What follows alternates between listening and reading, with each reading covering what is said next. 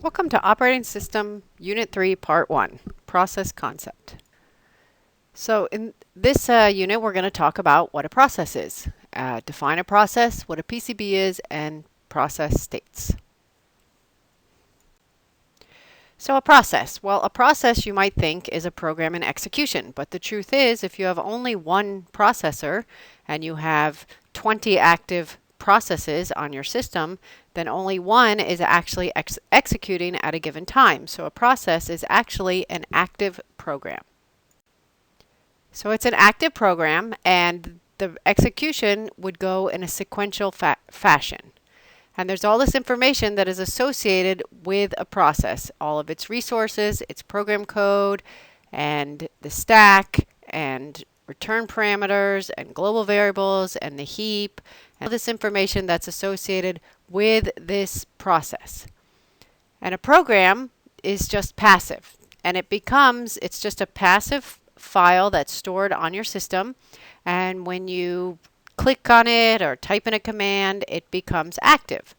When it becomes active, the operating system creates what's called a process control block, or a PCB, and that's just a data structure that the operating system will create, which for each process it will define a PCB. And one program can be several processes. For example, if you're running Excel on your system, then your operating system would have a PCB for that execution of Excel. And then if you open a new execution of Excel, which I do many times because I can't seem to figure out a way to separate each of my workbooks, so I have to make a new executing Excel for a different workbook, then that would make a different PCB, all coming from the same code and the same information, but with totally different resources.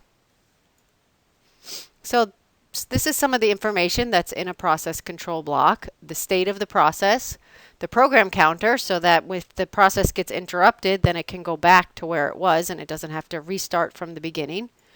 The registers, any CPU scheduling out for information, which we will get to soon, where the memory has been allocated for the process, any accounting information that needs to be kept track about each active process, the devices, files, all that information will be contained in the PCB.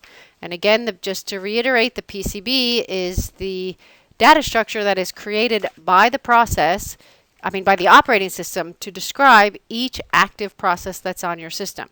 So no matter if you have 20 processes active on your system at a given time, and you have one CPU, only one will be actually executing and the rest will be active and in some other state. So these are the states that a process could possibly be in.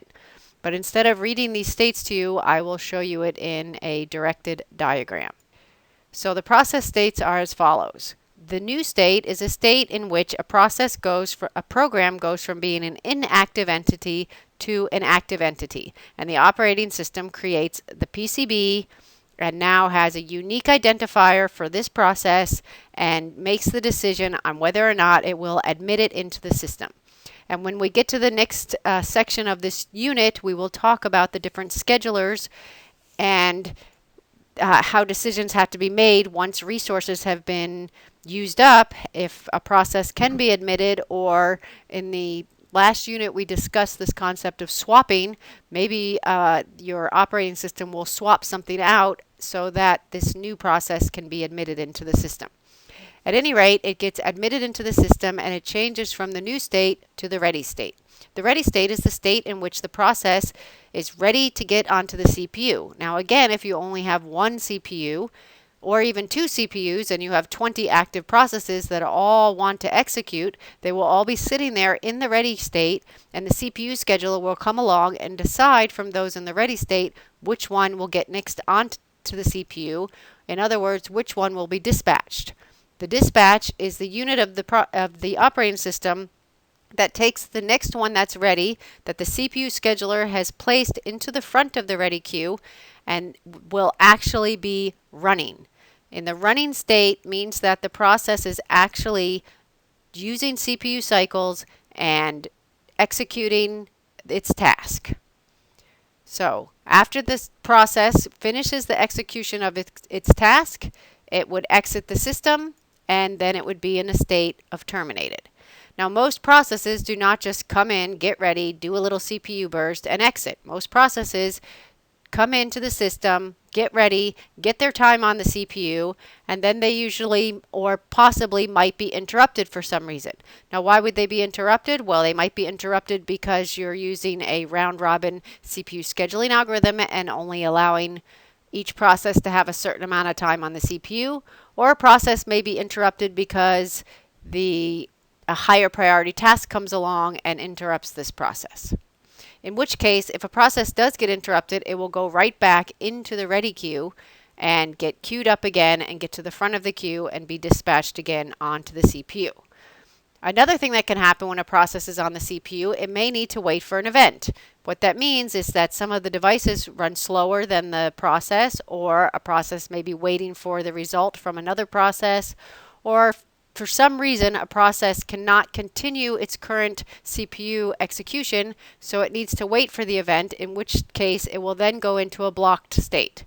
When the process is in a blocked state, there are different levels of blocked, and you will notice in your case study that this is a generalized blocked. It could be blocked waiting for a device, it could be blocked waiting for another process, it could be blocked for a number of reasons, but it's blocked because it's waiting for an event and it's not ready to execute because the event needs to occur in order for it to continue.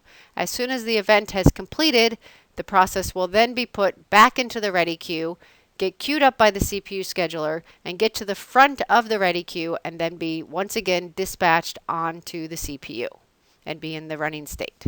So processes migrate between, each process will migrate between the ready, running, and blocked or IO states. So you can consider the ready state as waiting for the CPU, the running state as running or executing, and the block state as blocked or IO or event state, meaning that it's blocked or it's in a state waiting for something to happen. But I would rather use the term waiting to indicate those that are waiting for the CPU, as you will see shortly in the CPU scheduler exercises. So that concludes our definition of what a process is. A process is an active entity. It comes from a program. Once the program becomes active and becomes a process, the operating system will create a process control block, or a PCB, for each active process in the system. And we also discuss the process states. So in the next video for this unit, we will talk more about processes. Thank you.